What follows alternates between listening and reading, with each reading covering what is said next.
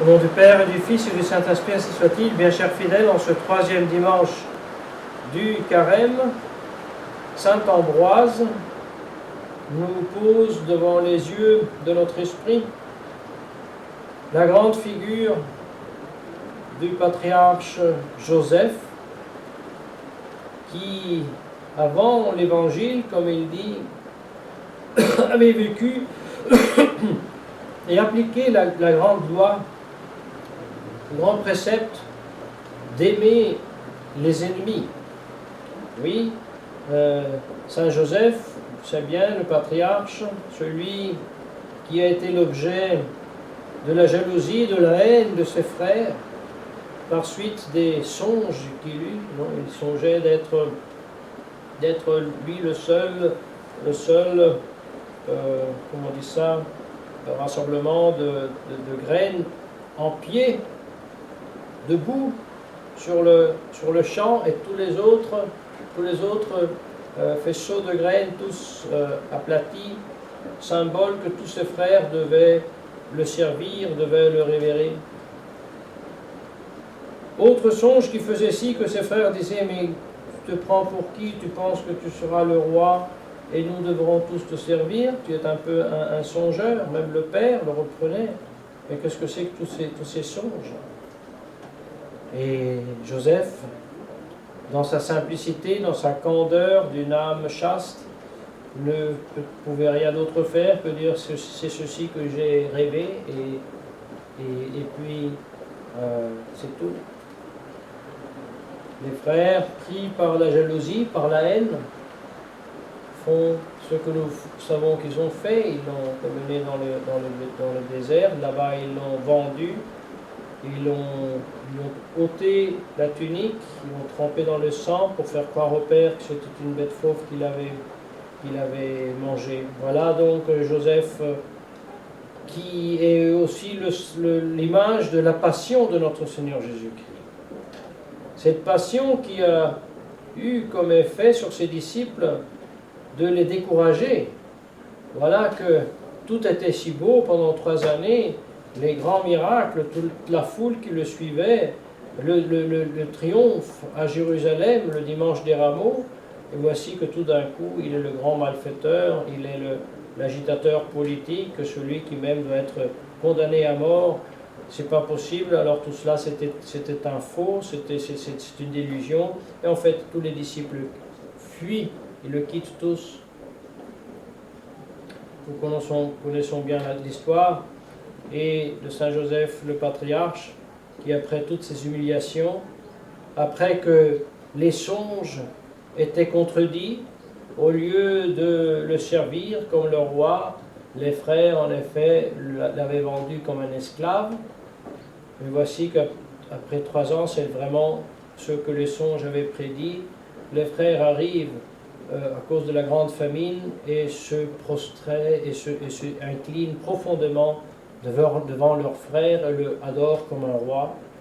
D'abord, ils ne savent même pas que c'est leur frère qu'ils ensuite se donnent à connaître. Et bien, ainsi notre Seigneur Jésus-Christ, après 3 jours dans le tombeau, ressuscite. Et tout cela nous enseigne que donc les voies de Dieu ne sont pas les nôtres, elles n'est pas notre voie, et que il est impossible de triompher dans ce monde du mal, il est impossible de triompher dans ce monde de la jalousie et de la haine et de la malice, si ce n'est en passant par les grandes tribulations et par les grandes humiliations. C'est la voie que Dieu même a choisi pour, dans sa infinie miséricorde, vaincre et triompher de la malice du péché. Lui-même a voulu choisir cette voie, et il n'y a pas d'autre voie que nous puissions choisir. Et voilà pourquoi Saint Ambroise nous encourage ce jour-ci de suivre l'exemple de Saint Joseph pour suivre encore mieux l'exemple de notre Seigneur Jésus-Christ, imiter notre Seigneur Jésus-Christ comme nous imitons les saints. Et il nous dit, comme Saint Joseph, avant l'Évangile, avait oublié l'injure, avait pardonné, avait renoncé à la vengeance contre ceux qui lui ont fait du mal, mais au contraire, il les a comblés de bien. Ainsi, nous voyons, dit-il, se accomplir le précepte de l'Évangile que, dans son grand réalisme, saint Ambroise dit tout simplement « nous sommes incapables de pratiquer ». Quel grand réalisme! Nous sommes tous pleins de rancœur, de rage, de rébellion quand nous subissons la haine ou la jalousie ou le mal de quelqu'un d'autre. Et voilà qu'il nous encourage, avec beaucoup de réalisme, de considérer deux choses. Lorsque nous considérons ces saints, Saint Joseph, tous les saints qui, dans la patience, ont supporté les tribulations, ont vaincu la haine, la jalousie du prochain, il nous dit, pensez à deux choses. La première chose, c'est que ces saints n'avaient pas une autre nature que la vôtre. Ce n'est pas qu'ils avaient la capacité naturelle de supporter ces tribulations, ce n'est pas vrai. Les saints, exactement comme vous, et comme nous pécheurs, étaient inclinés au mal, sentaient la tentation, étaient attirés par le mal, étaient tentés de donner un coup de poing à celui qui les avait offensés, de pratiquer la vengeance et toute autre sorte de mal et de vice et de péché. La grande différence, ce n'est pas la nature, encore une fois, qui est la même et la tendance au mal, mais c'est la observation des devoirs, c'est-à-dire de réagir contre ces tentations. Par la prière, par la pénitence, par la pratique des sacrements. Là commence la grande différence entre les saints et nous. Et c'est pour ça que nous sommes inexcusables si nous disons « Eh bien oui, mais lui il pouvait parce que lui il était saint. Oui, Saint Louis de Gonzague, c'est clair qu'il était chaste parce qu'il était saint. » Et non. Ben oui, et non. Il était chaste parce qu'il était Saint Louis de Gonzague. Mais il est devenu Saint Louis de Gonzague. Et lui, comme tous les autres saints, avait les tentations les plus grandes contre la pureté. Exactement comme nous tous. À la différence que ces saints ont lutté contre les tentations, nous, malheureusement, nous ne luttons pas. Et ceci pour toutes sortes de tentations. Et c'est là que nous devons prendre courage en regardant les saints, que justement, non seulement il est possible, mais c'est un devoir strict de travailler à cela. D'autant plus dans ces temps où nous voyons le mal se propager et dans la société civile et dans la société ecclésiastique, dans la société religieuse, dans l'Église, d'une façon, nous pouvons quand même dire, sans exagérer, généralisée et universelle. Nous devons considérer, nous devons prendre conscience que même la société naturelle est pratiquement un cadavre en putréfaction, en décomposition, sur lequel il y a quelques îles, quelques places, quelques morceaux qui sont encore de nature humaine, mais le reste est décomposé.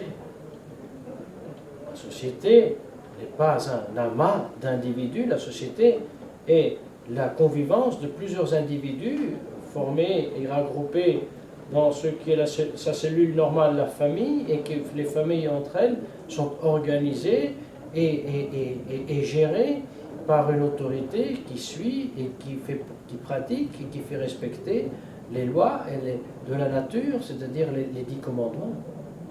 Où il n'y a pas ça, il n'y a pas de société. Et puisque depuis 2 siècles, et maintenant de plusieurs décennies, les règles les plus fondamentales de la loi naturelle sont non seulement calpestées, mais les règles contraires sont introduites comme obligatoires, ou alors au moins permis. De tuer la vie avant qu'elle naisse, de tuer la vie trop ancienne, de séparer ce que Dieu a uni en sacrement de mariage, et maintenant de unir ce qui est contre nature, et le tenir ensemble par loi d'État, et avec aussi des financements de l'État. Mais tout cela, c'est un signe, un symptôme très clair d'une non-société. Voilà pourquoi, devant ce fait-là, la même chose vaut pour les soi-disant catholiques qui ne connaissent même plus la foi catholique, qui donc ne peuvent même plus professer cette foi catholique, parce qu'ils ne la connaissent même plus. Alors c'est clair que ce monde de baptisés est aussi complètement divisé, dispersé. Et la réalité de l'Église, formée par le corps mystique de notre Seigneur Jésus-Christ, par des membres baptisés qui professent la vraie foi et qui sont unis dans les vrais sacrements, c'est une réalité de toujours de plus en plus petite, restreinte, comme l'avait prédit le cardinal Pie, l'Église réduite à une réalité domestique. Et bien face à ces réalités, nous devons quand même dire apocalyptiques, il est important de ne pas se décourager et de ne pas perdre l'énergie en cherchant un groupe, un appui dans des mouvements politiques, dans des mouvements, dans des courants de pensée qui ne sont ni d'ordre naturel, ni d'ordre surnaturel.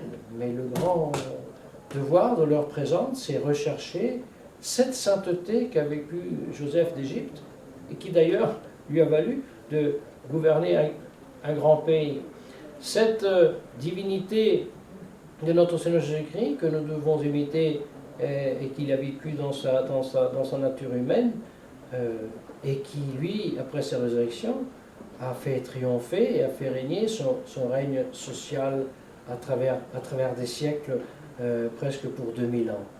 Et ce n'est pas une autre voie que nous devons prendre pour rétablir cet ordre dans la société naturelle et surnaturelle qui passe par l'imitation de Jésus-Christ, la croix qu'il a voulu porter, sur laquelle il a voulu monter et sur laquelle il a voulu mourir pour ressusciter. Et voilà pourquoi l'imitation de Jésus-Christ sera la seule voie pour la restauration du monde naturel et surnaturel. C'est la grâce que nous implorons par intercession de la Sainte Vierge Marie, au nom du Père et du Fils et du Saint-Esprit. Ainsi soit-il.